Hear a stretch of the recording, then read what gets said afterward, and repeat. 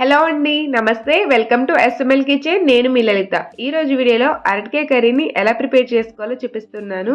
ఈ స్టైల్లో కర్రీ చేసి చూడండి. సేమ్ నాన్ వెజ్ రెసిపీస్లో చేపల పులుసు తిన్నట్లే ఉంటుంది. టేస్ట్ అయితే అంత బాగుంటుంది. మనకి కర్రీ చేసుకోవడానికి కూడా చాలా తక్కువ టైం పడుతుంది. చాలా ఈజీ ప్రాసెస్ కూడా. మార్నింగ్ టైం లంచ్ బాక్స్లో కూడా ఈజీగా ప్రిపేర్ చేసుకోవచ్చు. ఇంకెందుకు మరి దీనిని లేట్ చేయకుండా ఎలా ప్రిపేర్ చేసేయాలో చూసేద్దాం.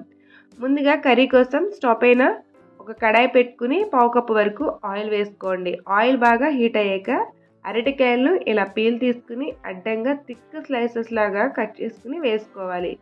నేను ఈ కర్రీ కోసం 2 అరటికాయలు తీసుకున్నాను. వీటిని లైట్గా 2 నిమిషాల పాటు ఫ్రై చేసుకోవాలి. ఇలా ఫ్రై చేసుకున్న వాటిని ఆయిల్ నుండి సపరేట్ చేసుకుని వేరొక బౌల్లోకి తీసుకోండి. ఇప్పుడు ఇదే ఆయిల్లో 1 టీ స్పూన్ మెంతులు, సన్నగా తరిగిన 2 ఉల్లిగడ్డలను కూడా వేసుకోవాలి. వీటిని మీడియం ఫ్లేమ్లో దోరగా వేయించుకోవాలి. ఉల్లి ముక్కలు ఇలా బాగా ఫ్రై అయ్యాక దీనిలోనే ఒక మీడియం సైజ్ టొమాటోను ఇలా పొడవు ముక్కలుగా కట్ చేసుకుని వేసుకోండి. వీటిని కూడా సాఫ్ట్గా కుక్ అయ్యే వరకు మగ్గించుకోవాలి. దీనిలోనే పొడవుగా కట్ చేసిన 2 పచ్చిమిర్చిని కూడా వేసుకుని లైట్గా వేయించుకోవాలి.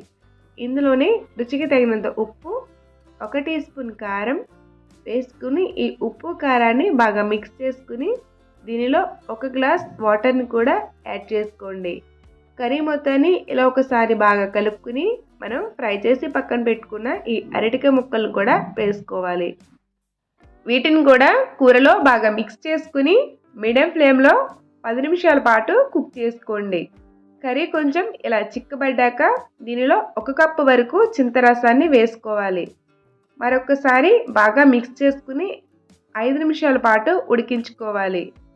అరటికాయ కూర కదండి, తొందరగానే కుక్ అయిపోతుంది, ఎక్కువగా టైం తీసుకోదు. కర్రీ ఇలా దగ్గరకు అయ్యి గ్రేవీలో ఉడికిపోయింది కదా, కర్రీ ప్రిపేర్ అయిపోయినట్లే.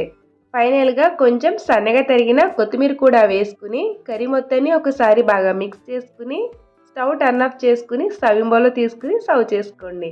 అంతే, పుల్ల పుల్లగా టేస్టీగా అరటికాయ పులుసు రెడీ. అరటికాయని ఇలా చేసి తింటే సేమ్ చేపల కూరలానే ఉంటుంది. అరటికాయ కూర తినని వాళ్ళకి ఇలా చేసి పెట్టండి, వద్దనకుండా తినేస్తారు, అంత టేస్టీగా ఉంటుంది. నా వీడియో నచ్చితే ఒక చిన్న లైక్ చేసి షేర్ చేసి సబ్స్క్రైబ్ చేసుకోండి. అక్కడే ఉన్న బెల్ ఐకాన్ని క్లిక్ చేసుకుంటే నా వీడియోస్ మీకు నోటిఫికేషన్స్గా వస్తాయి. ఇలాంటి టేస్టీ రెసిపీస్ కోసం మన ఛానల్కి సపోర్ట్ చేయండి. మరొక టేస్టీ రెసిపీతో మళ్ళీ కలుద్దాం. Thanks for watching.